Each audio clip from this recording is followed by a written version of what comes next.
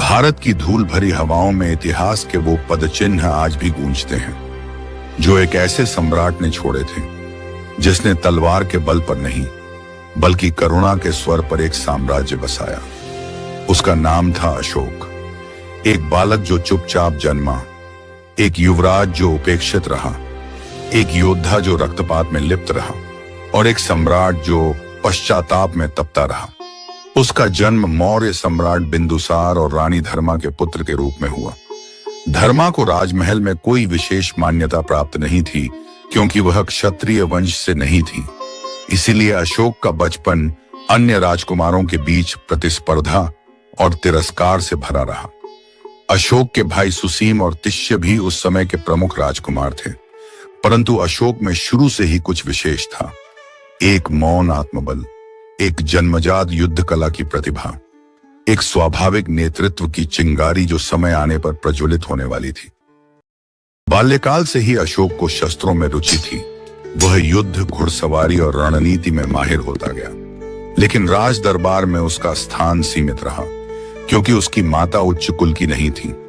अशोक को पहले तक्षशिला, फिर उज्जैन जैसे सीमावर्ती क्षेत्रों में राजकार्य हेतु भेजा गया।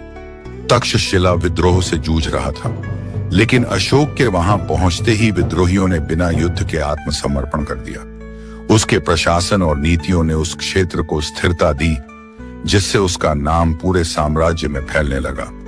परंतु यह यश उसके भाई सुसीम को अखरने लगा और उसने बिंदुसार को अशोक के विरुद्ध भड़काया। फलस्वरूप अशोक को निर्वासित कर दिया गया, जहां उसका संपर्क मत्स्य कुमारी कौरवकी से हुआ।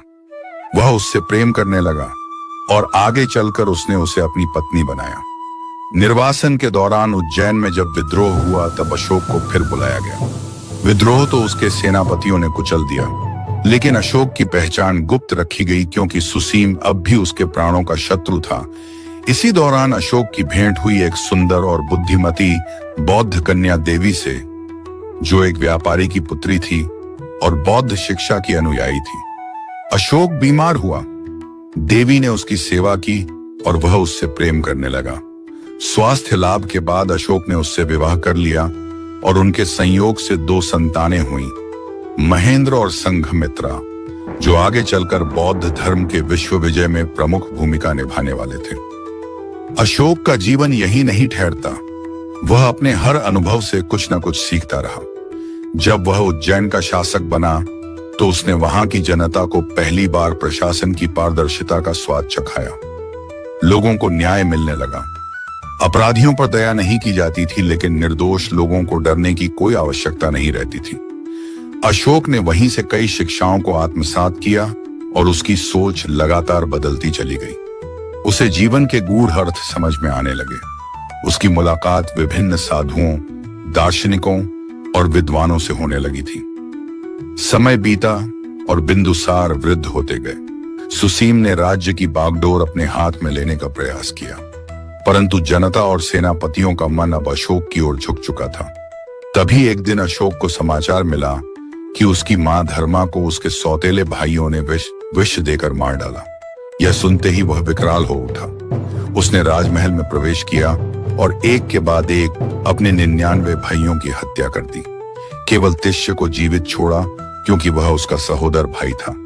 इसके पश्चात अशोक ने स्वयं को सम्राट घोषित किया। उसका राज्याभिषेक हुआ और इतिहास में चंद्रगुप्त मौर्य के बाद दूसरा महान मौर्य सम्राट प्रकट हुआ।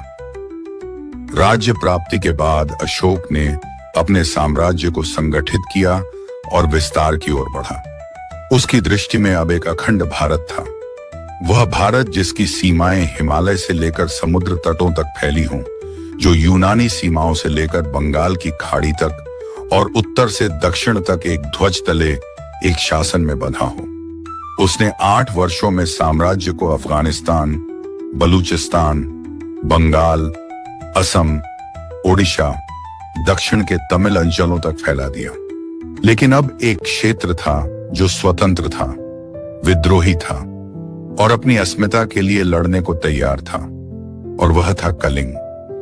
कलिंग एक समृद्ध जनपद था जिसकी जनता स्वाभिमानी और युद्ध कुशल थी। अशोक ने उसे मौर्य साम्राज्य में मिलाने का निर्णय लिया।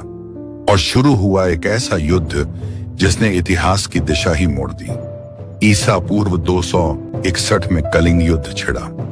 यह युद्ध केवल भूमि का नहीं, आत्मा का था। कहते हैं कि युद्ध के बाद रक्त की नदियां बह रही थीं। 1 लाख से अधिक सैनिक मारे गए, हजारों लोग अपंग हो गए। युद्ध भूमि पर शवों की ढेर लगी थी। अशोक युद्ध में विजयी हुआ, परंतु उस दिन वह हारा हुआ महसूस कर रहा था। उसने देखा एक वृद्धा अपने पुत्र की लाश से लिपटी है, एक माता अपने 3 पुत्रों के शव पर बैठी रो रही है, एक स्त्री अपने पति के शव को पीट रही है, और वहीं खड़ा था अशोक अपने विजय के झंडे के साथ, परंतु आत्मा से टूटा हुआ। उस रात अशोक सो नहीं पाया। वह करवटें बदलता रहा। उसके अंतर्मन में द्वंद्व मचा। वह क्या था? वह सम्राट था या राक्षस? क्या यह राज्य विस्तार था या मानवता का अंत? उसी दिन उसने निश्चय किया, अब वह न युद्ध करेगा न रक्त बहाएगा। वह अब धम्म का मार्ग अपनाएगा। उसने बौद्ध भिक्षु उपगुप्त से दीक्षा ली और गौतम बुद्ध के सिद्धांतों को आत्मसात किया। उसने बौद्ध धर्म को राज्य धर्म के रूप में मान्यता दी। उसने अपने पूरे जीवन को करुणा और अहिंसा के लिए समर्पित कर दिया। अब उसका उद्देश्य मानवता की सेवा था। उसने शिलालेखों के माध्यम से अपनी नीति प्रचारित की। ब्राह्मी लिपि में खुदवाए गए शिलालेख आज भी भारत, नेपाल, अफगानिस्तान और श्रीलंका तक पाए जाते हैं। उसने चिकित्सालयों का निर्माण कराया। पशुओं के लिए भी चिकित्सालय बनाए गए, वृक्ष लगाए गए, तालाब खुदवाए गए और यात्रियों के लिए विश्राम गृह बनाए गए। उसने धर्म महामात्रों की नियुक्ति की, जिनका कार्य था नैतिकता, करुणा और धार्मिक सहिष्णुता का प्रचार करना। उसने अपने पुत्र महेंद्र और पुत्री संघमित्रा को श्रीलंका भेजा, जहां उन्होंने राजा तिस से भेंट कर उन्हें बौद्ध धर्म में दीक्षित किया और फिर श्रीलंका में बौद्ध धर्म की नींव रखी गई। आज भी वहां महाबोधि वृक्ष महेंद्र द्वारा लाया गया बताया जाता है। अशोक ने भिक्षु संघ की सहायता से सांची, सारनाथ और भरहुत जैसे अनेक स्थलों पर स्तूप, विहार और स्तंभों का निर्माण कराया। सारनाथ का सिंह स्तंभ आज भारत का राष्ट्रीय प्रतीक है। अशोक के स्तंभ केवल पत्थर नहीं हैं, वे एक युग की चेतना है। वे ध्वनि हैं जो आज भी कहती हैं कि सम्राट वह नहीं जो तलवार से जीते, सम्राट वह है जो हृदयों को जीत ले। अशोक ने अपनी अंतिम यात्राओं में अनेक तीर्थ स्थलों की यात्रा की। लुम्बिनी कपिलवस्तु गया और सारनाथ जैसे स्थानों पर वह गया। उसने वहां शांति स्थापना के लिए अनेक कार्य किए। वहां के लोगों के बीच बैठा, उनके दुख सुने, उनकी समस्याएं समझी और समाधानों पर काम किया। जैसे जैसे अशोक की उम्र बढ़ी, वह वैभव से विमुख होता गया। वह अधिकतर समय ध्यान और साधना में बिताने लगा। उसने तिष्यरक्षिता नामक रानी से विवाह किया, परंतु उसका अधिकांश जीवन देवी और अपने बच्चों की स्मृतियों में बीता। कहा जाता है कि तिष्यरक्षिता ने उसके पुत्र कुणाल को अंधा करवा दिया था, जिससे अशोक को गहरा आघात लगा और उसके पश्चात वह और भी अकेला हो गया। उसने धीरे धीरे सारी सांसारिक संपत्ति त्याग दी और अंत में अपना अंतिम स्वर्ण मुद्रा भी दान कर दी थी।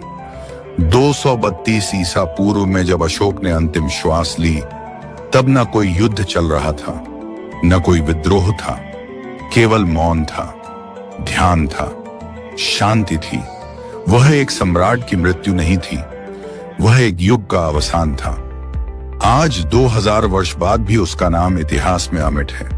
उसकी शिक्षाएं विश्व के कोने कोने में फैली हैं। उसका चक्र भारत के तिरंगे की शान है और उसकी आत्मा हर उस व्यक्ति में जीवित है जो हिंसा से नहीं, करुणा से विजय प्राप्त करना चाहता है। अशोक केवल एक सम्राट नहीं था, वह एक विचार था, एक आंदोलन था, एक रोशनी थी जो अंधकार के विरुद्ध खड़ी हुई थी और जिसने यह सिखाया कि जब आत्मा जागती है तो सम्राट स्वयं बदल जाता है और जब सम्राट बदलता है तो इतिहास करवट लेता है।